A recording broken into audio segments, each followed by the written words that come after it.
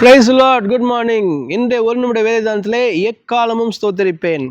சங்கீதம் 34:1 சொல்கிறது, கர்த்தரை நான் எக்காலத்திலும் ஸ்தோத்தரிப்பேன், அவர் துதி எப்பொழுதும் என் வாயில் இருக்கும்.